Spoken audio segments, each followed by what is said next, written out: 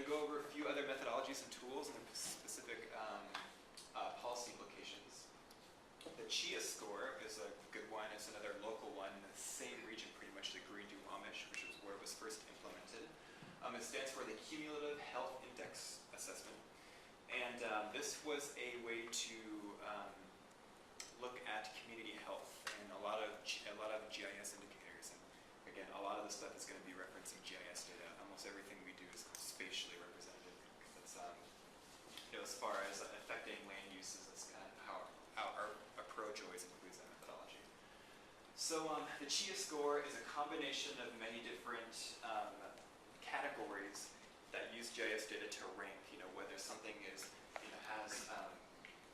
is environmentally, I guess, positive or negative for people. I'll just put it in that way. So one of the many data sets that exist under environmental effects, as they categorized it, was the annual average diesel particulate matter. So they can actually measure this, and they can especially represent it across the county. King County has the richest data set ever, by the way, in Puget Sound. So they have all kinds of good stuff like this. But they're able, of course, they had to rank it from 1 to 5, which is a 2 course. But when you get many layers, you can actually create hotspot maps pretty well here. And public health effects is another category. They looked at percentage of adults overweight or obese by zip code, which is kind of an interesting one, but they often tie this specific one. They also looked at the appearance of different sicknesses and cancers and respiratory issues as well. And finally, socioeconomic factors, percentage of adults with no leisure time. This is based on a survey. Oh wow, the wheel doesn't. Based on surveys that they're able to, again, spatially reference them.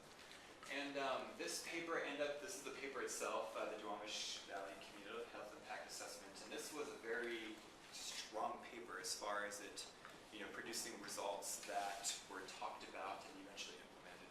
So that area code that I identified, I've got the wheel now, so I can, wrong way. The area code that I identified here, they end up classifying this area code as one of the unhealthiest in the state. So as far as the combination of these things, among many others, there's a few categories I looked at in this particular slide, but they found that it was a very low-income and diverse group that was prone to a lot of environmental hazards. They had, as far as the scores on the public health effects were pretty low, as well as the socioeconomic factors. And so when you combine a lot of these things, their cumulative score ended up being the lowest by far, actually, of a lot of the neighboring regions in Seattle. And so this is a relative ranking, and this is how they're able to come up with their results. But this is just kind of the application of being able to take something that's not necessarily monetizable, ranking it, and comparing it to regions to find which is the worst off. And again, it coincided with a very diverse and low-income area. Okay, let me get this. All right, this is my next case. You guys might recognize this. This is Tacoma. Our office is actually like right there. All the green space, actually most of the green space, probably not on this west side of the peninsula and the city lines itself. But this is all park space managed by Metro Parks Tacoma. They're a public organization, which is unique in that they're not directly tied to funding sources in the city or state, and which means, unlike Seattle, who has their parks maintained by the county, they're not susceptible to funding cuts as easily. So they have very rich park systems, in my opinion. Maybe some of you have been here. Point Defiance is obviously the gem of the city, but also if you get to park systems here, this is actually where salmon come down and Swan Creek here, and the river comes up and lets off into the bay there. But a lot of these park systems are extraordinarily well maintained, and the fact that you have a well-maintained park means the community really runs on it. So, and this is Metro Parks Tacoma. So this is our typical evaluation that we often do. This is one of my first projects at Earth Economics. We take a lot of the biophysical ecosystem services and we're able to value them. And so the combined value, you guys seem to be used to the range that we often provide. We're going to be, there's going to be more of a methodological discussion next week, so I won't go on to the nuances that are entailed in these valuations. But of all 70 parks, which actually didn't really come up with a wide acreage, it was very valuable. And Metro Parks was interested in having this sort of value And not only did we look at the biophysical ecosystem services, the ones where we actually have air purification and storms act as a big sponge for stormwater so that the city doesn't have to pay money to build systems to convey more water. And so the parks actually act as a very good environmental asset in many different regards, including recreational ability. They also wanted to look at social and human capital, as we called it in this report, but again, this falls under the broader cultural services. And we're able to monetize many of these things. We developed some methodologies specifically for this project. So they had educational programs within their parks that were offered to the community for free. And luckily, Metro Parks had the capacity to track all the hours of these programs. And so we were able to take the average wage of I believe a K through 12 teacher, and their so we calculated their average hourly rate, and then use the number of hours that each of these students got to, that each class was held, totaled them up and came up with this figure.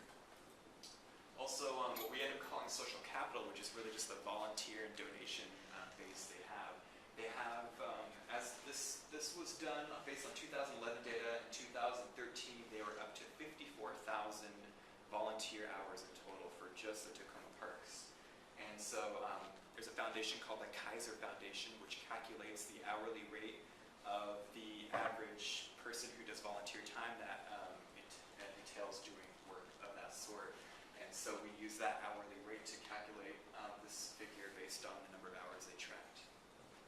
And so those were a couple things we were able to value, but of course there are some things we weren't able to value, but we highlighted in the report.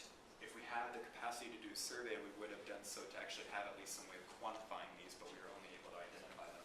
So as far as community cohesion goes, there's lots of garden clubs that just bring communities together, kind of create those network systems. And the flower societies and neighborhood councils, as far as those sorts of things provide the benefit of,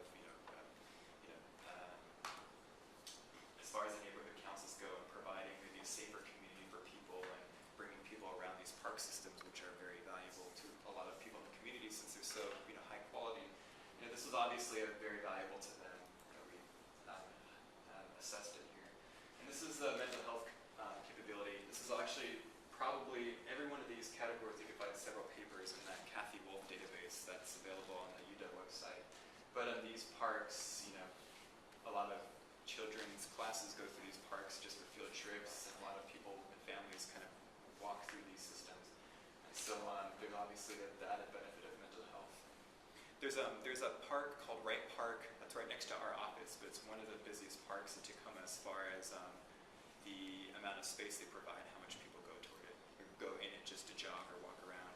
There's a big hospital right off the park, and plenty of people do their jogs through there. And so as far as a per acre, I guess, visitation rate, it's an extraordinarily valuable one, although it's not very big, and even relative to Huntington. So,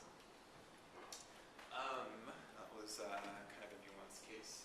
But so, how were these values used is often a question we get. And so what Metro Parks had done for a couple years after we provided them with this report, they had done dozens and dozens of presentations, and they actually went to the city to appeal for a bond measure. And given their public organization, they were able to have voters vote for a bond measure. And it's been over a year now, but Metro Parks was able to get a $198 million bond for their park system, for their big master plan that would have covered them for a few several. I forget the specific timeline they had for this, but for a city with a population of about 250,000 people, this is probably one of the higher cases we've come across, or as far as like investment per capita. And Earth Economics had a big part to do with voicing kind of the value of these park systems. They also had done a lot of things themselves, in order to get this bond. But Jack Wilson is their executive director and was able to kind of recognize everybody who's had a part in this system. So I'm going to go a little bit into, this is kind of the last chunk of my presentation. I'm going to go into go ahead. I have one question. It was about Seattle. Sure. You said they have the most data-rich county information. Oh, yeah. Why is that? Why is that? Well, just given the... That's a good question, actually. I imagine just given the infrastructure they have, being a larger city, they have a lots of EPA offices and they have lots of students. They have what's called their GIS portal, and it's an open source. You can go on there. All you have to do is agree that you won't sell all the data itself, but they provide all this stuff for free. And it's everything from transportation infrastructure to hydrology and water conveyance counts to trails. And I think it even extends beyond King County. But I can just guess that just given the big city infrastructure and a lot of foundations out there that exist for the purposes of the urban, enhancing the urban areas, they were able to conjure up a lot of this data over time. That's a good question though, as far as why they have so much data. It's relative to Pierce County isn't great. Snohomish County, for whatever reason, I know Everett's up there, but they have actually a pretty good amount of data too. And I'm not sure if you would attribute that to the university that's farther north or any other institution, but it just kind of ends up being the case. It also depends a lot about on the financial capital that the county has and the staffing. So most of the state and even federal grants depend on the best application, sort of, right? That they receive. So for example, I was working with Clallam County to receive some money from Department of Ecology to do a study along the shoreline. And Clallam County and Jefferson County maybe have 1, 2 people working on a grant application when King County has 5 or 6. So it's a very big difference. They have a lot of money, they have a lot of people working on getting these grants when other counties that don't have that kind of resources don't. So I would think that's one of the main differences in King County. They just have the money, they have the people, they get the grants. I like that answer. That's good. Great. Any other questions with regard to that? So I'm going to be talking about a couple specific biophysical models only because we were able to work with them. One of them is called Aries, and I'll show that slide here in a moment and unspell that acronym. And another one's called MIMES. There are a couple other noteworthy models out there that I wanted to mention that I'm not going to present on. One's called INVEST, and that is probably the most popular or most widely used ecoservice tool of both biophysical, so outputs, air purification figures and the ton of particulate matter it absorbs, or a region would absorb, versus it also provides monetary values as well. So that's INVEST. So I won't be talking about that one. We haven't